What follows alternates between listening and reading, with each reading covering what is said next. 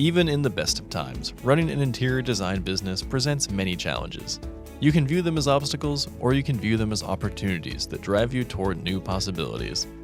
And that sums up the mindset of today's guest on the podcast, Cindy Aplanalp Ruzicka. In this episode of the Creative Genius Podcast, Gail talks with Cindy about her challenges and the positive outlook she's gained as a result.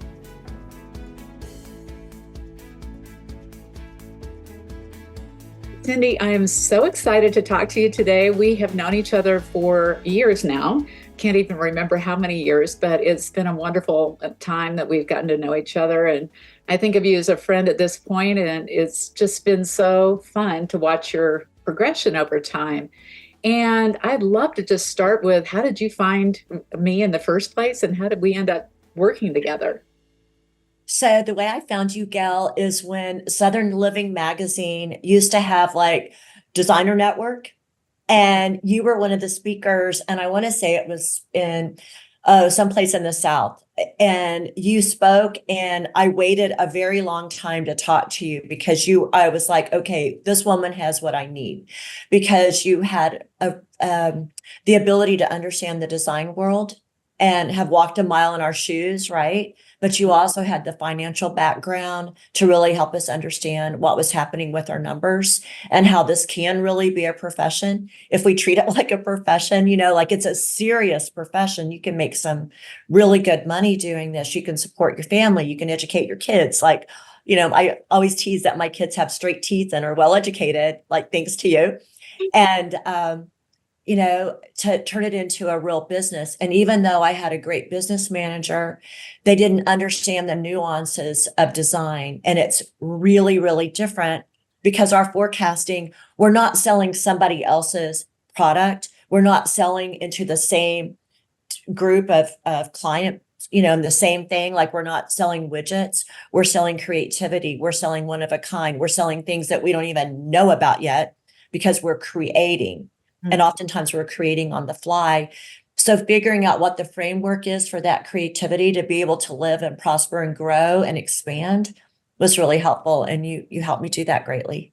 Oh, that's so good. I'm so excited about it. And you've built a really great design business. And we're going to talk about your second business in just a couple of minutes. Sure. But let's talk about how you originally got into being an interior designer. Oh, well, I used to clean houses. Nobody should ever trust me with their kids because I was a terrible babysitter. One time I locked my cousin. I was supposed to be babysitting, and I locked all my cousins out of the house, and one of them fell out of a treehouse and almost died. Oh, my God. I should never be. Nobody should trust me with children. I can't even believe God trusted me with children. I have two of my own, and they're fine. But so I started cleaning houses to earn money, right? And so I would take all the stuff off of a shelf and dust it and then put it back differently. And I got good at that. I got good at personalizing those types of things because it really mattered to me what was on those bookcases and how they were displayed. And it could be a nightstand. It could be like all those things, right? All those personal things. And I was really crafting, like I was seeing the memories or seeing the life that my house cleaning clients had. And I was putting it in a format that was really expressive to them. So maybe something tender by the nightstand or putting their life in their bookcase. So like I could see their travel and their family and like things that were important to them. And that became meaningful to me. And I got a lot of clients doing that. Like as a kid, I'm like 14 years old and I have a house cleaning business. That's right. great. And but I didn't know it was a profession. I never thought it was like a way that I could make a living. And so when I went to college and, life happened and I have a degree in business management and I just moved that direction. I did a bunch of marketing stuff, but in the background, I was always doing my own projects, like flipping stuff. I've painted my cabinet several times incorrectly, mind you, like all the learning curve was on my dime. I flipped a lot of houses, never made any money because I always put too much into them because like I'm going to live there. Right. So Right.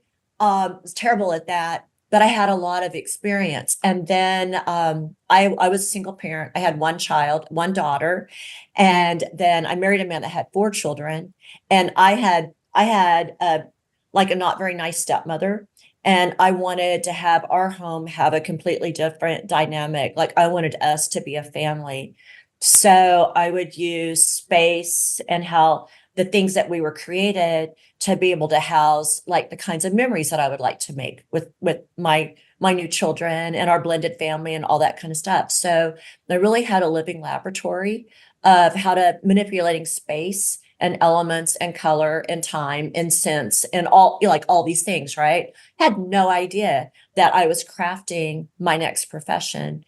And, I was married for, a few, like 10 years, 10-ish years. And the writing was on the wall that that was not going to be a long-term situation. Oh dear. So I kind of joke and I'm like, well, I went to design school in my mid 40s. I moved from my Rolex neighborhood to the Timex neighborhood, which was, separated by a street. And I got into design. And I had no idea that all that stuff, all that living that I had done in the past counted. It was credible. It was important in my evolution as an interior designer. And I think that life that I lived really helped me come to an understanding of how much space a home takes, how I really didn't want to concentrate on, oh, is that going to soil my fabric or is that going to leave a mark, right? My countertop or whatever. I wanted to concentrate and focus on what am I doing in these relationships? Am I showing up? Am I making love? Am I holding the space for love and meaning and purpose to happen? And I wanted to get all those things out of the way. I wanted it to be beautiful and comfortable and welcoming and warm and like think of every other good word, right? That's what I wanted to create. And so I had years and years of that experience. And then somebody that didn't even like me mentioned that, you're really good at this. You should go to school for interior design. And I'm like, I never even thought of that. And so that's what I did. And 10 years later, well, actually, it's more than that because I worked for another firm for about 7 years. So and Chairma just had our 10-year anniversary. So 17 years later, Wow. ta-da! It's crazy how life happens like that. That's so crazy. So you did design before you knew that you needed to be a designer and before you knew that it was a profession. I love that. Yeah. But sometimes we have to live organically in our lives to find our true passion and to find what's really right for us. And I am so excited for you that you found this path. And of course, now it's deviating again. And I can't wait to talk about that. So since you've run a successful business for a long time on your own, what are the 5 keys to success that you see in running a great business? I would say there's more than 5, but I can probably, I'm going to tell you one story really fast that sums it all up in a nutshell. All right.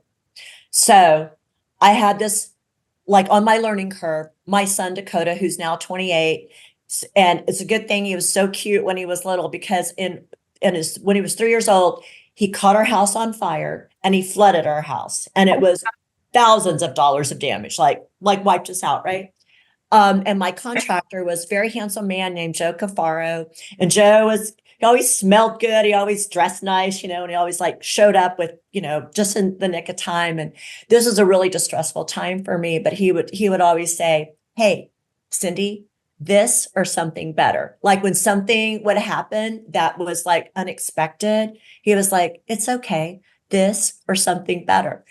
And I will tell you, in business, that has probably been the thing that I've told clients when something happens that's unexpected or something doesn't come in or I have an employee that is not working out, or it applies to every situation. If you hold the door open for this or something better, but you leave the room for that something better to show up, and you don't get so attached to it has to be only this way, like it's the only thing that will work. When you get so bound up and tied up with it only being in a small, tiny ball, you miss the possibility of expansion.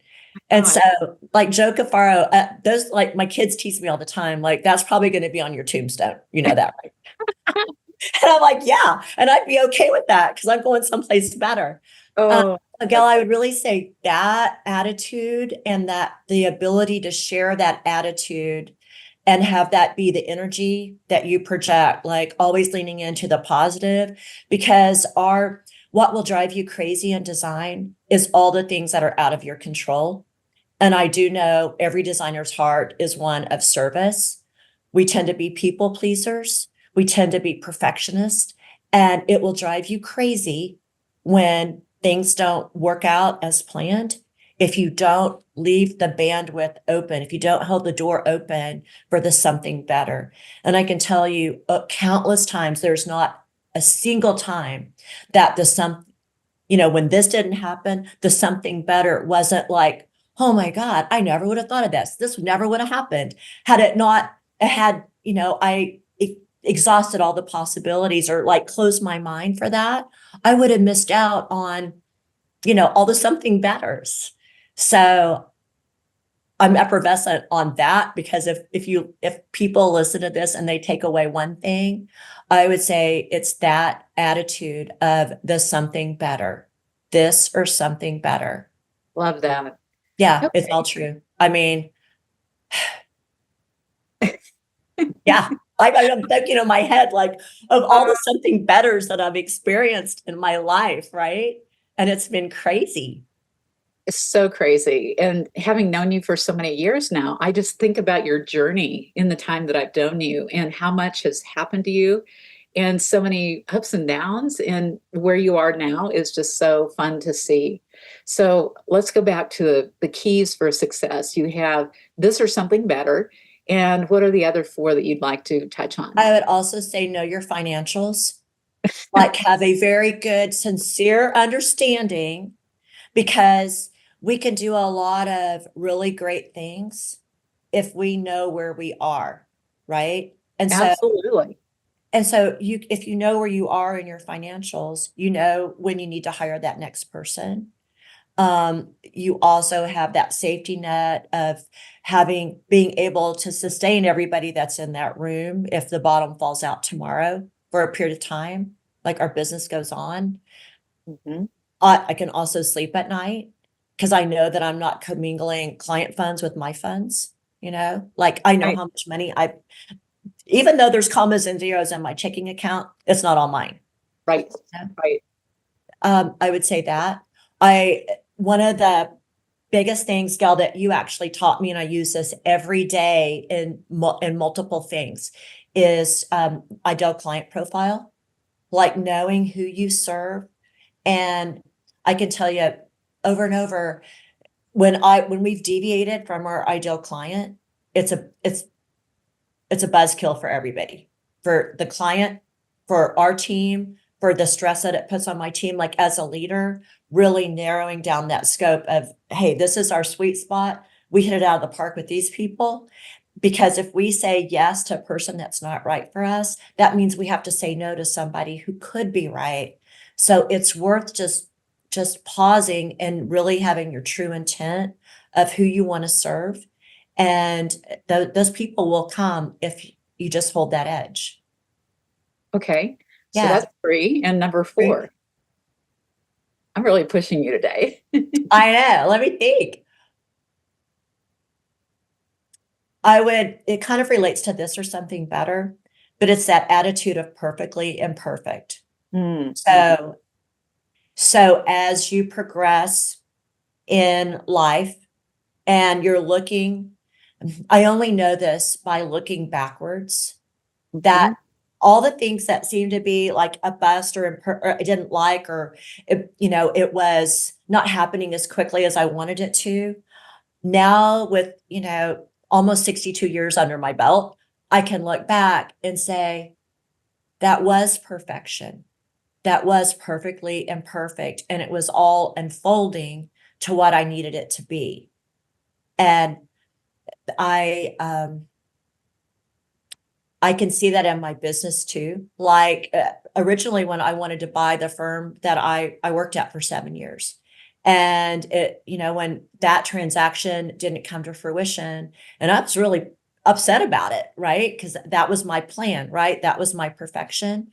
And when that didn't happen, then Chairma happened. And that all rolled out. And I would have ended up spending a lot more money than I needed to buy a pre-existing business when the creation of Chairma was at my fingertips. Like I could do this. Does that make sense? It does. It And totally makes sense. so don't get so caught up into it has to be one way. Like give yourself the room for it to be like, yeah, it feels imperfect. It's perfectly imperfect because these are the things that I need to know. These are my lessons and they are extracting gifts and talents that I didn't even know I had. And that's what happens. That's great. All And I right. have one more. Oh, good. And I have one more because I have 5. And I would say that learning that my team that's in the other room, that's my client. That's my number one client. If I don't have them, I don't have a business. You're absolutely right. And so nurturing their nature, like understanding their nature, understanding who's in that room and what their nuances, what their strengths are, what their weaknesses are, and being a leader that leads with that level of understanding and care for my staff, because there's not a roadmap to this skill. Like every project's unique, every client's unique. It's not like we're selling widgets, right? We're not selling windows and doors. We're not, you know what I mean? Like it's all so important as far as the team member, the client, and even the whole environment of how we're solving problems and serving others. And it really, as a leader, it really matters because I can't have people being mean to my team or disrespectful to my team, Mm. right? And You have really to caring protect for them. them. hmm You have to protect your team because if somebody's treating them badly, they don't need to be the ones that are providing dollars in your business. In fact, to me, that's painful money. Yeah, I agree. I Mm. agree. So I gave you 5. Okay, I love it. You are such a good podcast guest. Thank you. Oh, it's so funny. Ah, Well, I want to talk about your personal life a little bit because there's an intersection here with your business that I think is so interesting and valuable. And all the things I wanted to talk about as we came on to prep for the call today, I was thinking, I'm going to stop the questions that I had for you, and I'm going to go back to the questions that I'm most interested in hearing about. And I think our audience will also be interested in hearing. So let's take a segue and talk about your 100 dates. yeah. Oh, that was so fun. So you What? were actually at the genesis of 100 Dates because we were in like Del Mar, and so I was about to have a significant birthday, and I was like, I had really been single for a period of time, and kind of made a decision that okay. So the movie Runaway Bride, Yes. where she doesn't know how she likes her eggs. Like that's the thing, right? Like one guy says she likes it fried, the other guy's scrambled, the other guy's over easy, like, right? She's like, I don't know how I like my eggs. So I was figuring out how I liked my eggs. I was saying, okay, I might give love one more try, maybe.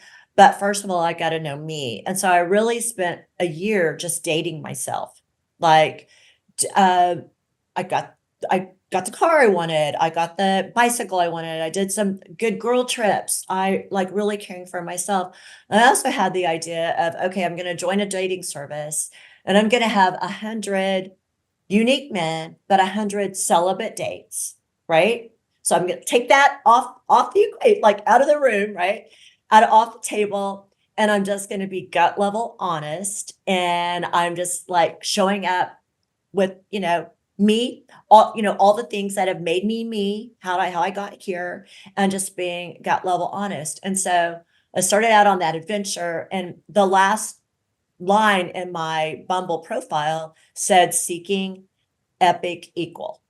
Okay. And so I'm like, okay, that's a pretty good line. I love it. And I'd written a lot of things down, right? Who I wanted to be, like what this epic equal would look like. And a couple of the things were they had to have peace in all their relationships. So if they had been married, they had to get along with their ex, peace. They had to get along with all of their kids, their parents, their brothers and sisters. Like I needed to know that they valued relationships like I do. That they had long-term friendships, that they had 30 and 40-year friendships, right? to be able to maintain that. That was important to me. And another one was they could never break a commitment to hang out with me. Like if they already had plans, they need to keep those plans because commitment was a big deal to me, right? And because that's how I would respond. Anyway, those are just three of kind of things. So my third date was with Dion, and we met, and I told him like all these things, right? Like first of all, I gave him the wrong restaurant to go to. Then I was like, okay, that was one. And then second, I'm like, and I'm going to have 100 celibate days and blah, blah, blah. I told him like the whole thing. He's like, whoa, lady, that's like a lot. Sure, ma'am. And then I shook his hand at the end of our night, right? So he was going to another trip and I was going on a trip. We just like texted like maybe twice and I didn't hear from him. We didn't talk to each other for like 3 months. And then out of the clear blue, I get this text, hey, I'm in Clear Lake. Can you fit me in? And I'm like, not for me, like clearly not for me. He was contacting like a lady that gave him massages. And so like days later, I respond, hey, Dion. And he's like, whoa, Cindy. Anyway, our second date was August the 8th at 8 p.m. And we're essentially still on our second date because he never went home. We got married 21 days later. And now a year and a half later, we're still married, still wildly in love. But that last year and a half has been nuts, freaking nuts. So so the third date, our second date was really my 64th date. And so I didn't make it to 100, but I learned so much about myself and so much about women in general and men in general. And I will tell you that women, we're in our head so much and we tell each other ourselves so many stories. We're a mess. Like we are just a mess. Guys that have done the work are so much better than we are. Like I'm just generalizing. So don't send me any hate mail. I'm generalizing, broad strokes, right? But as a gender, we tend to live in our heads more instead of in our hearts. And we tend to storytell and make stuff up and have our fears become so real and such roadblocks. And it's so needless. It's just a big, huge waste of energy because there's really just love for us. And all the things like, it's just really perfectly imperfect. Like all the things that got you here, all the imperfections that like all the bumps and all the twisty, windy roads that landed you here right now, it's perfect. You're exactly like, this is a perfect exchange of 5 years of being friends, right? 6 years of being friends. This is what it landed at. Perfectly imperfect, right? Okay. What did you learn about men? That they really just want to be loved. They want to be seen. And they don't expect us. They don't expect perfection. They don't expect physical perfection. They don't expect us to get it right all the time. They just want us to be who we are and to be authentically ourselves and allow them to be authentically themselves. And when you forgive something, really forgive it. Don't keep it in your hip pocket to come out and, beat you over the head with later, years later, whatever, right? Let it go. Because I can tell you, I felt like the man, like I didn't really want to tell them like all the roads that it took me to get here, right? But when I was gut level honest, they were honest too. And nobody judges anybody at this, this point. Like there's no point in judging anybody. Like you just appreciate that this is how you got to here. Well, okay, that's how you got to here. Whatever it doesn't really even matter what it was. How you got here as your true authentic self, be the best version of yourself right here, right now, today. That's all. And so I think women, we don't have that level of allowing with ourselves. Well, that's just me. I love it. And I love the fact that you're so open and authentic. And I think what's so interesting, you're talking about being in your head. So that implies to me very much the judging, self-judging, of course, and a little bit of left brain thinking. And one would think that as women, we lead with the heart, but sometimes I think we do lead with the brain. And I just love that you said that. So fascinating. Yeah, Okay. we tell ourselves so many stories. Like we make up stuff and like I'll tell Dion like something, my husband now, like I will tell him something that I'm thinking and like how I got there. And he's like, that's what you thought? Like, how did you get from here to here? Like that. And I'm like, that's what I do. And I think that's largely what women do is we go from 0 to 2000 like that. And even though something is not true, like I have a dumb story. I was traveling a lot and I do a lot of breath work and I had a blister in my nose because I was in a dry climate and I was breathing hard, like on purpose, right? And I have a little sore in my nose. Like it's just tender. It's not a big deal, Gail. Like it's so nothing. And I went from I have a little sore spot in my nose to, oh my God, I have nose cancer. I'm gonna have to get a prosthetic nose. Like from here to there Oh my goodness. in less than 20 seconds. And I told my husband, he's like, are you nuts? Like, you're fine. And I'm like, I know, but this is what we do. This is what we do. And even though I'm fine, my body's not fine. My body went through the whole experience of, oh my God, I'm got a nose issue, right? I have a serious problem. It couldn't have been further from the truth. I'm fine. I have nothing wrong with my nose. But I had that whole experience, and that's just a real life situation where it's completely nuts, completely unfounded, totally made up in my head.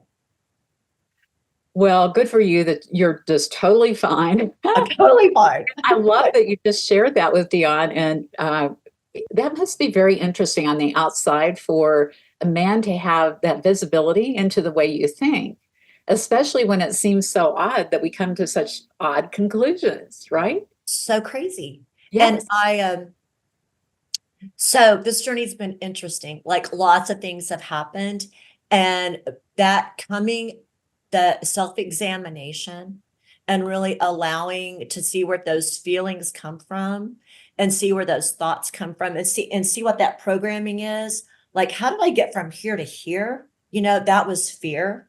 And to be able to catch it, to be able to stop that runaway train before it has a whole life of its own, right? Like it's a whole road show of its own that's running rampant. That's not even me. It's not my conscious self. That's my subconscious going like ham on some fear. Being able to catch that has given me a new life. It's given me a new life. You know what this makes me think of is what if someone like a writer who writes for movies could interview women about all these crazy thoughts they have that take them from 0 to disaster and write a funny movie about it. I think it would be great. Just put that on your list. I wrote that down. 0 to disaster. 0 to disaster. Because that is exactly what we do. And actually, sometimes when in my dream space, I'll see myself like in a sitcom. And I'm like looking like this is how I dream. I dream really vividly. And I'm looking down and I'm looking at what I'm doing in my life, like some goofy thing. And it's like, oh, I'm like cringing at the character that I'm playing, like, oh, don't say that, don't do that. Like, and I'm seeing this character of Cindy do it with such love. And like she's bumping into things that are avoidable. And so now as I'm the director, right? This is my show, the Cindy show, right? I'm now the director, now I'm the writer, now I'm the author of the script that's happening. And so I'm informing this character much better. Love that. It's true. That is so great. You'd ask me like my favorite book, like that Yeah. was one of your questions. Right. And I would say it's probably J.R. Spina, Change Your Mind. Because having the ability to see yourself not so personally enamored in ego and not so attached to anything, that this character does, even a thought, that level of detachment has given me unconditional love for myself. Hmm. because I'm I am I'm able to see how this is playing out. I'm able to make better decisions about my behaviors and my thoughts and behaviors because I'm looking down on myself with such love and admiration and honoring the courage that it takes for all of us to have a human experience. Are you kidding me right now? And to do our job, like our jobs are challenging, and to be able to do design as a job, you have to really be able to live on your heart and really, really be willing to put it out there. And I think we're brave. I think we're incredible, particularly in this field.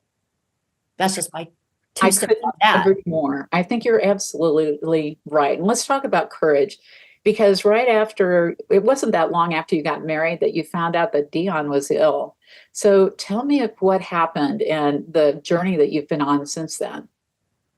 So we got married August 29th of 22. And by October of 22, he was really sick, like had lost 30 pounds, he was just out of gas, could barely make it through the day at work. His lymph nodes were always swollen, and he had a lot of dental work. So we're thinking, oh, it's related to that.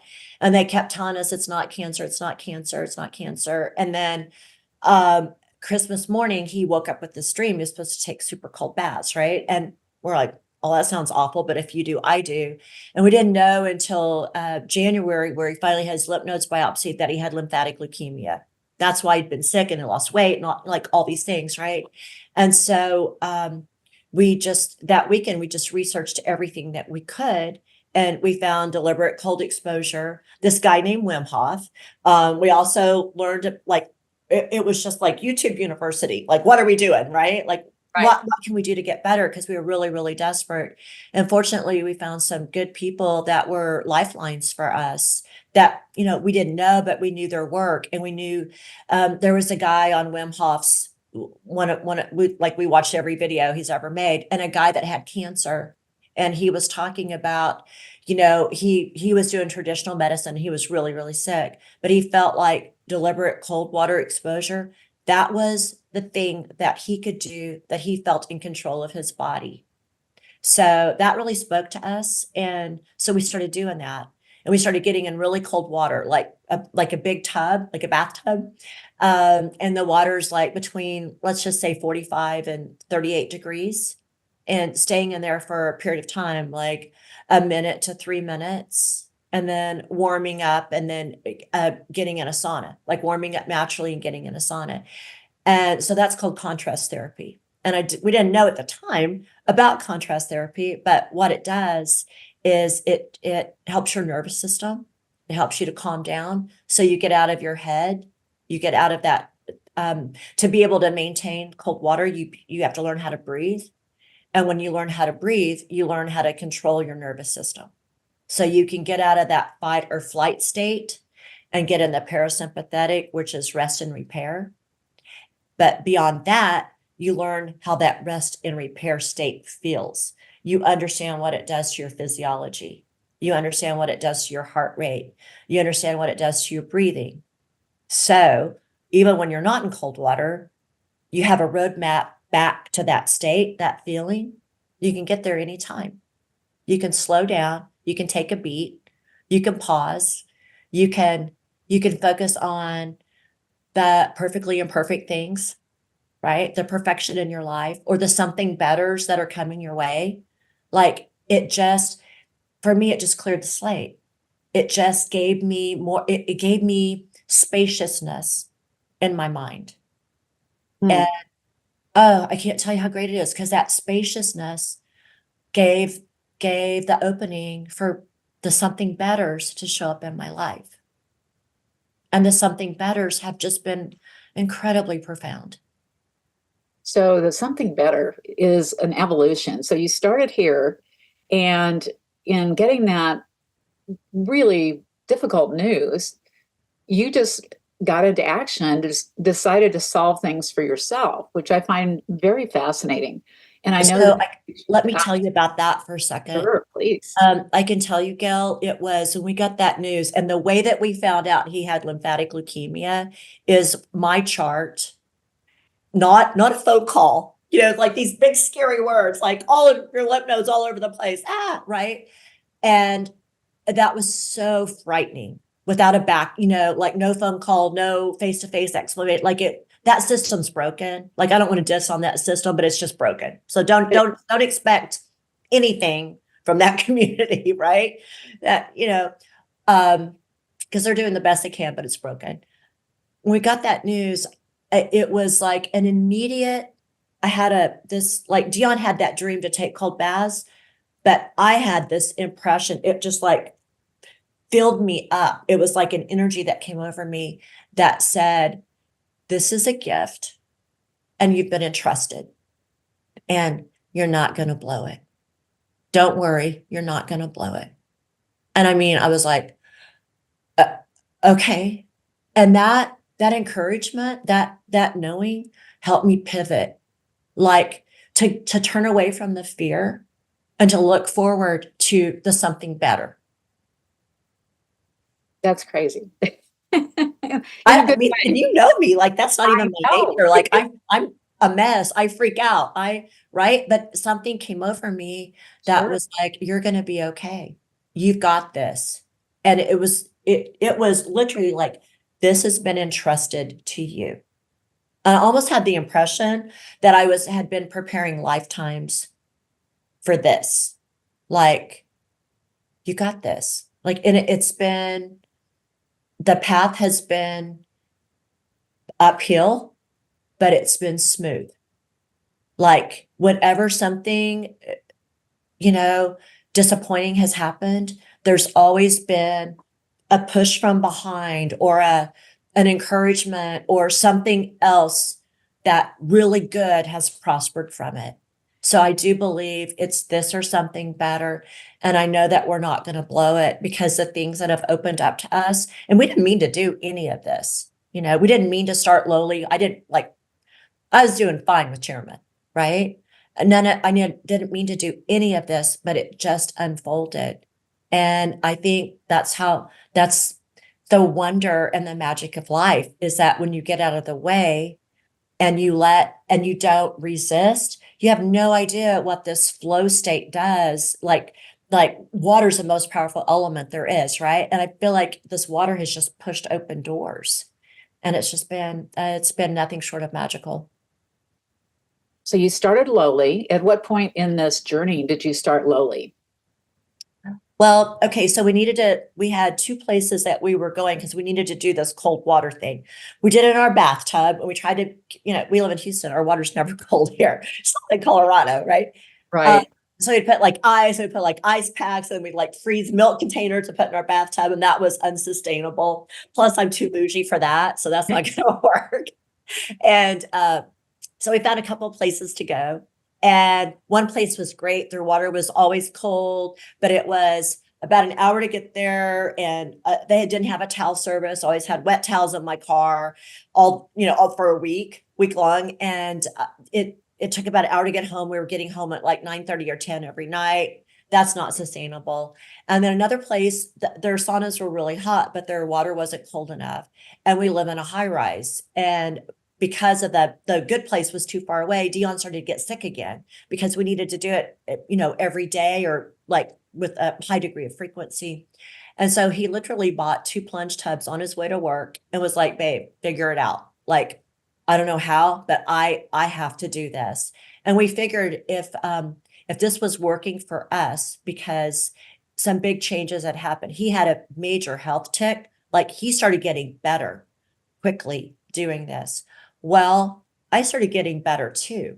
Like, the thing that I started getting better about is that I started being calmer and sleeping better and not being so frazzled when things weren't perfect, and being kinder and more generous and more loving to myself, and to forgive myself of the past. And when things didn't work out, as I had planned, right? I became far more accepting, and I'm like, what's happening here? And I was able to release on some really big things. Like one of the things that I was able to release on was alcohol. And that was a big thing for me. Like I was a daily drinker. And I think a lot of people, like women, especially women my age and my profession, particularly, are use alcohol to relieve stress, to calm down, to sleep, and socially, right? And it's really prevalent in our industry. And alcohol, if you study it, it doesn't do any of those things. It's the anti, relaxation drug, right? It's actually the antisocial thing. It's like a lot of things. And I'm not dissing on that in moderation. I'm just telling you for me. And for me, it was something that I was able to use cold and mindset and breath to just let go of things that weren't serving me. And that was something that wasn't serving me. It was it had damaged some of my relationships, particularly with my kids. It wasn't good for me. Like if you saw a picture of me 2 years ago, I was 38 pounds heavier and I was all full of inflammation and my neck was always red and it was inflammation. So it was like one of those things. So I learned that, wow, okay, well, if it can do this for me, and then, the whole uptick of mental health stuff, because we would do this every day together. So we're in this red light glow of, a sauna together and your cell phone won't work in there, so you're not distracted and you have 30 to 45 minutes of just talking, just doing something good for your health together.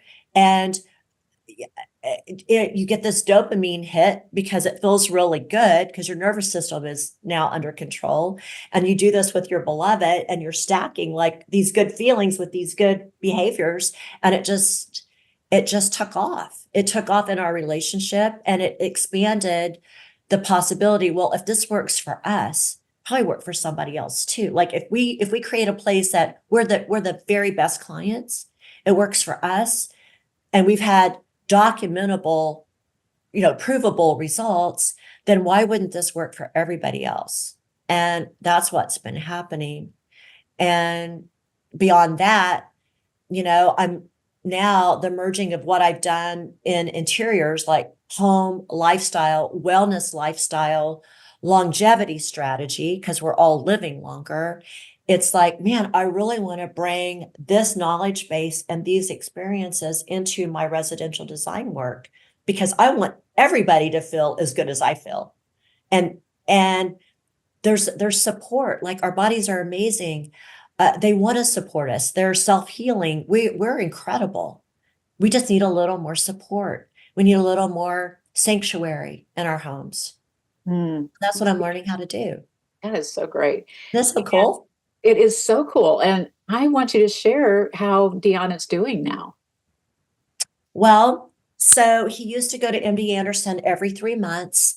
And there was a time where he had, but before we knew it was leukemia, he had a PICC line with antibiotics that were like little grenades that he had really powerful antibiotics, right? Which is napalm to your gut biome. And he was having that experience, right? So, and he had lost 30 pounds. Now you'll have to look on our Instagram. He's up for Mr. Health and Fitness kind of thing. He's a picture of health. He's really doing great. And it's like all the things. It's not one thing, but I will tell you, our bodies are incredible. And this cold water is legitimate. It's like dipping in the River Jordan. It's like simple science. It's a simple thing that's available to anybody because what it does is it energizes your mitochondria, which is the power supply for our cells. And we are just the health of our cells. So if we can strengthen that, then it makes sense that everything would get better. Like everything, your attitude, your sleep, your tone, your fitness, your weight, your overarching, how you feel in your mind, in your head. It's been incredible. It's amazing. And so he's cancer-free now. Yep. He goes back every 6 months now. Mm-hmm. And so he'll go again in June. And his doctor is like, I don't know what you're doing, but you do you, because, I don't even know. And so MD Anderson tracks his progress. He's had not one single drug. I'm almost 62. I don't take any medication at all. I don't take anything for high blood pressure. I don't take any hormones. I don't take anything, not even an aspirin, because I don't need to. No, I'm not against those things. I just don't need to. That's so amazing. And I used to do all those things. That's so interesting. And I remember seeing your post on Facebook several months ago when you stopped drinking and you showed your before and after picture. And I'm looking at your face right now. And for those of you that are watching the video, you're going to see she is glowing and she has this wonderful, healthy face. And it is a difference. It is a significant difference. So It's cool. totally different. Yeah. Gail, it's completely different. And if I hadn't lived it, I really wouldn't believe it. And I also, if it hadn't happened to me, I would think it was so hard, because the reason I didn't ever quit drinking was because I didn't think I could. Interesting. And now I feel as if I can do anything, because getting in cold water, it's hard. 38 degrees is cold. Every time it's cold, it never gets easier. Never gets easier. But when you get good, you know that you're good at doing hard things, right? It makes like the next hard thing, well, I already did that, so I can do this, right? Like it just gives you, it kind of gave me like a point of like, okay, I did that, so now I can do this, right? And it's not going from here to here, but it's just little increments.